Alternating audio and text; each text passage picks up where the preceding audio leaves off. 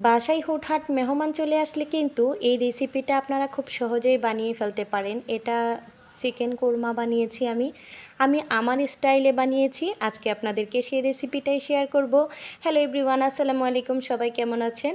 আমি কিন্তু প্রথমে বেরেস্তা করে নিয়েছি অনেকগুলো পরিমাণে, যাতে করে আমার সব কাজ এগিয়ে থাকে, কারণ অনেক আইটেম করেছিলাম, তার সবগুলোতেই বেরেস্তা দিতে হতো। সেজন্য আমি একসাথে বেরেস্তাটা আগে করে নিয়েছি। তারপর চিকেনটাকে আমি লবণ আর আদা রসুন মেখে নিচ্ছি। বেরেস্তা ভাজা তেলটাতেই আমি চিকেনগুলোকে ফ্রাই করে নিব। আর চিকেনগুলোকে আমি রেগুলার সাইজে কাট করে নিয়েছি, যাতে করে মশলা ঢুকে।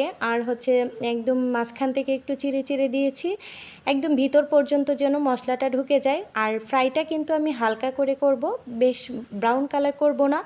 ফ্রাই করে নামিয়ে নিয়েছি। এখন কিছুটা পরিমাণে অয়েল দিয়েছি, তারপর সেখানে আস্ত গরম মশলা আর কিছুটা পেঁয়াজ দিয়েছি, একটু লাল লাল করে ভেজে নিয়েছি। তারপর পেঁয়াজ বাটা দিয়েছি বেশ অনেকটা পরিমাণে। এখন এটা কিছুক্ষণ ভেজে নেব। কিছুক্ষণ ভাজার পর কিন্তু আমি সব ধরনের মশলা অ্যাড করে দিয়েছি। আমরা সাধারণত রোস্ট রান্নাতে যা যা মশলা ব্যবহার করি, বাদাম বাটা সহ সব মশলাই কিন্তু এখানে দিয়েছি। আর সামান্য প্যাকেটের রোস্টের মশলাও দিয়েছিলাম। তারপর ভেজে রাখা চিকেনগুলোকে মশলার সাথে ভালোভাবে একটু কষিয়ে নিয়েছি। তারপর জাল করে নেওয়া গরুর খাঁটি দুধ দিয়েছি এখানে। প্রথমে কিন্তু অল্প দুধ দিয়ে একটু কষিয়ে নেব মশলার সাথে। তো তারপর কিন্তু আমি আবার ঝোলের জন্য পানি দিব না, দুধই অ্যাড করব। এই যে এখানে আমি ঝোলের জন্য দুধ দিয়েছি, ঘন করে জাল করে নেওয়া দুধ দিয়ে তারপর আমি কিছুক্ষণ রান্না করে নেব। আর এটা কিন্তু অলমোস্ট রান্না প্রায় হয়ে গেছে। এটা রান্না করতে খুব বেশি একটা সময় লাগে না। এই পর্যায়ে এসে দেখা যাবে যে আপনার পুরো বাসায় একটা সুন্দর এরোমা ছড়িয়ে গেছে। সব থেকে বড় কথা হচ্ছে, রাঁধুনির রান্না করা খাবার খেয়ে যখন অন্যরা প্রশংসা করে, তখনই কিন্তু রাঁধুনির সার্থকতা। আলহামদুলিল্লাহ, সেদিনের রান্নাটা আমার খুবই মজা হয়েছিল। প্রত্যেকটা খাবারই মজা হয়েছিল।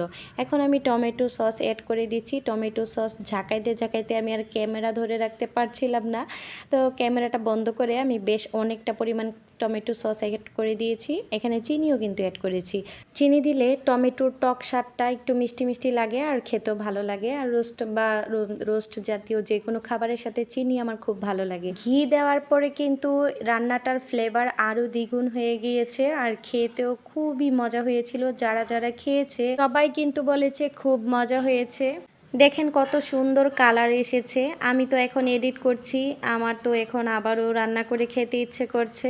সাথে কিছুটা কাঁচামরিচ অ্যাড করে দিয়েছি। রান্না শেষে কিছুটা বেরেস্তা অ্যাড করে দিয়েছিলাম, ওপর থেকে ছিটিয়ে দিয়েছিলাম, তো সেটা ক্লিপস নিতে ভুলে গিয়েছি। এতক্ষণ আমার ভিডিওটা ধৈর্য ধরে দেখার জন্য অনেক ধন্যবাদ। একটা লাইক দিয়ে পাশে থাকবেন।